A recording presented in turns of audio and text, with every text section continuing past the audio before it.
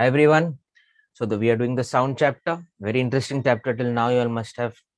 I hope you all understood everything. Let's continue to the next module, the module number 11.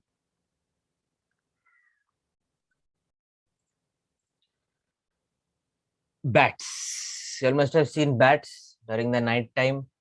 Okay.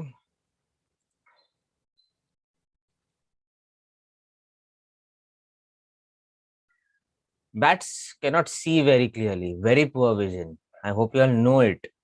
Okay, they have their eyes, but they are not very clear. They cannot see. But if you notice, they fly perfectly. They'll never collide with any tree or anything when they are flying, in spite of having poor vision. So, what does a bat do?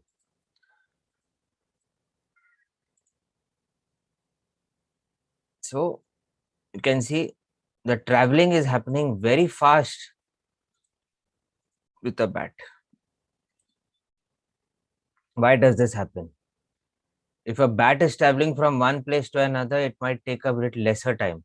But if a bat travels little far or is flying far, they take little more time.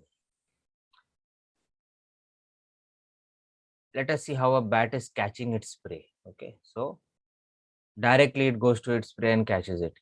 How?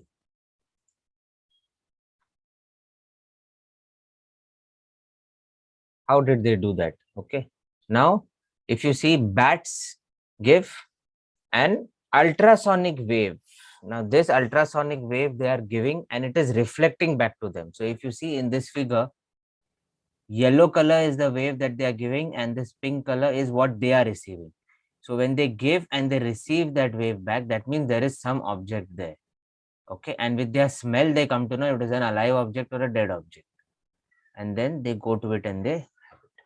That's the reason they can fly also very, and these waves are continuously sent by the bat. So immediately, if it is reflecting, means they have not to go in that place. If it is not reflecting, they have to go in that particular place. So in the night time, when there are trees, when there are plants, or when there are any type of objects which is there in front of them, and if ultrasonic waves are being reflected, that means bats understand that they have not to collide with that particular object. They have to go next to it or go away from it.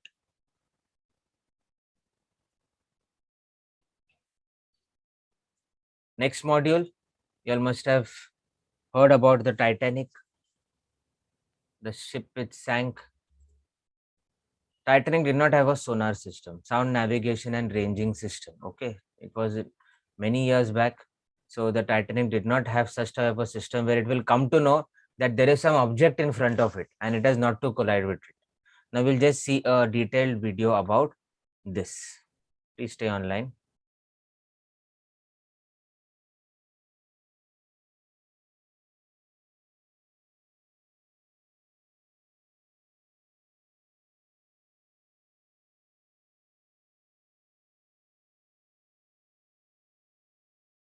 The year 1912, and Titanic was made, the biggest man made marvel, an epitome of luxury.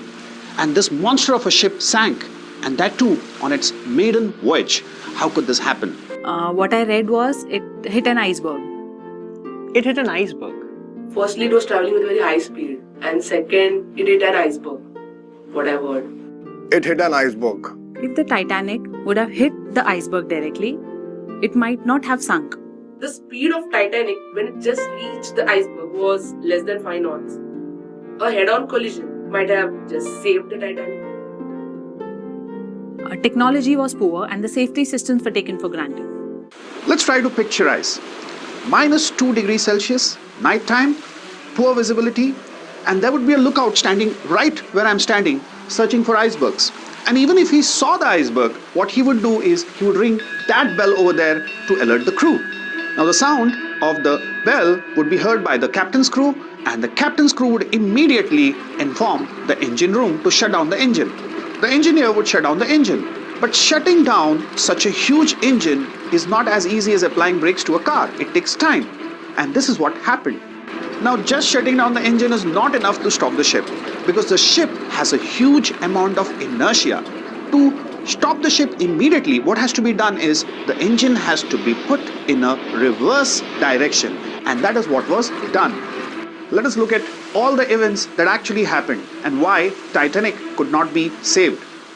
Step 1, the lookout sights the iceberg and rings the bell. The step 2 that happened was the crew heard the sound of the bell and informed the engine room. The engine room shuts down the engine, which takes a lot of time.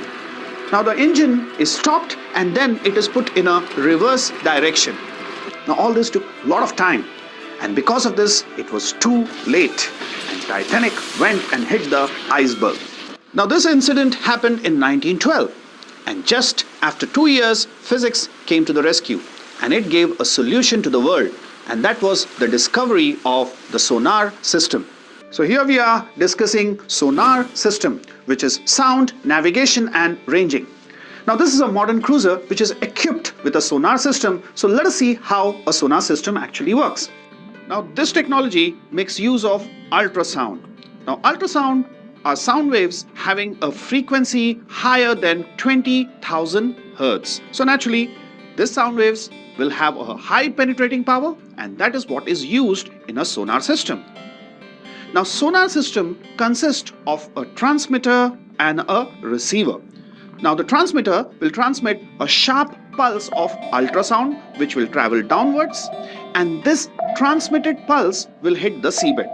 After hitting the seabed, this transmitted pulse will get reflected and is received by the receiver. Now the receiver will note the time interval, and this signals are converted into electrical signals which can be interpreted by the receiver. Now let us see how the depth of the seabed can be calculated by using the formula V is equal to 2D upon T.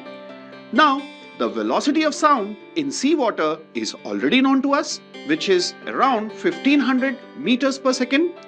Now the time interval, let us say, was noted as 2 seconds. So by using this formula, the distance D can be found. So distance D here would be 1500 multiplied by 2 and divided by 2. So therefore the depth of the seabed is calculated, which is 1500 meter.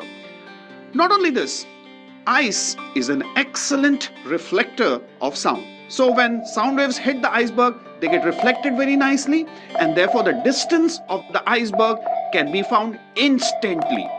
Not only this sonar system can be used for finding the depth of the seabed, for finding underwater obstacles such as submarines, and for finding the distance of the iceberg.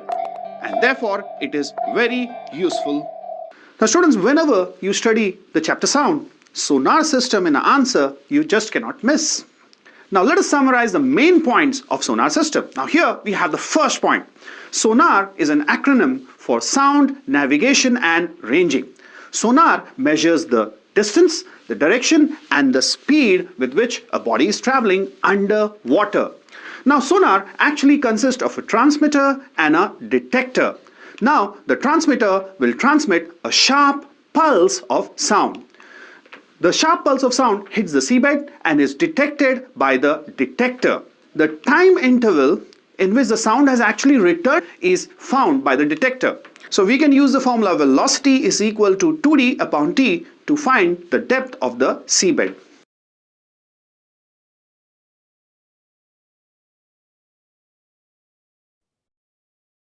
Okay, so I hope you all understood about the Titanic, why it sunk, and then after that there was sonar which came to the rescue, and then things turned, and that's the reason now we don't hear much, or we don't hear at all ships that are sinking. Let's continue.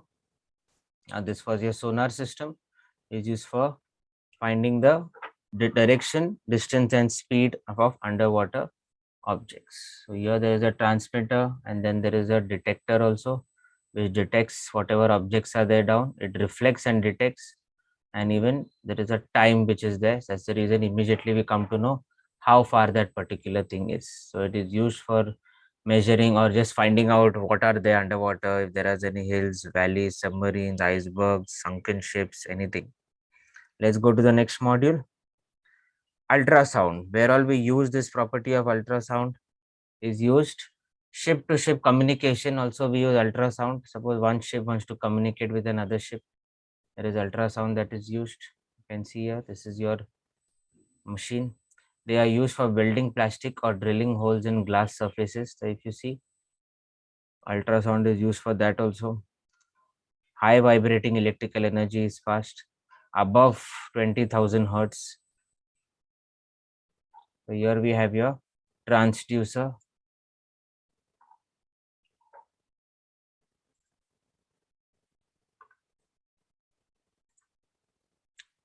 So this is normally some important applications where we don't need to use soldering irons and everything. Directly with ultrasound we can do all these works. Sterilizing of liquids, milk and all we can do with ultrasound.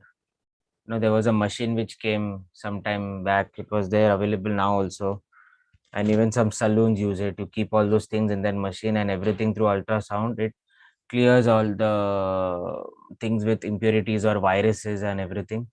So it sterilizes it. Ultrasound helps us in that also. And it doesn't decrease the protein or the lactose content. Suppose it is milk, then it doesn't decrease the content of milk. Ultrasound is used for a very important thing, echocardiography, to know how your heart is functioning. So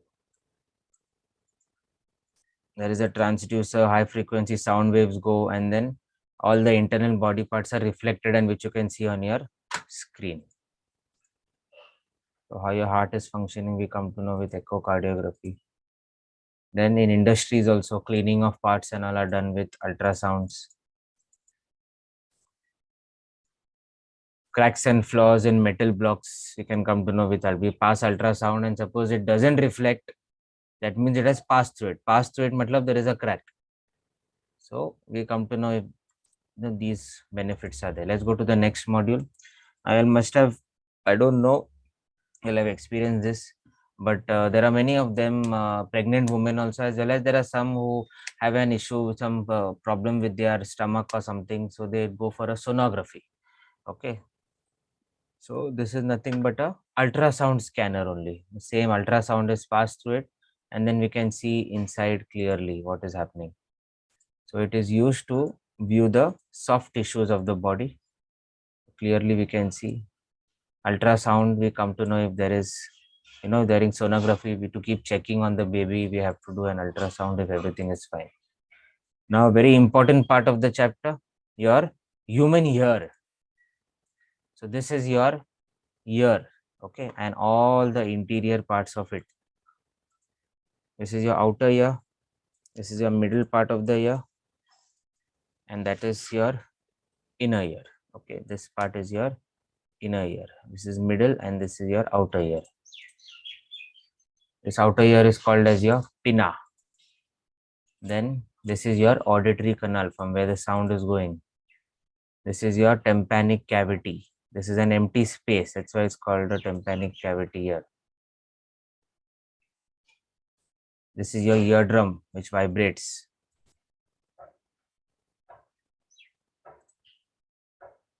Eustachian tube.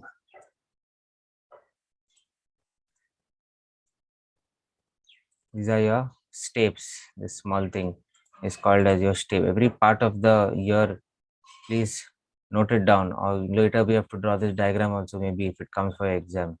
Here there are 3 bones.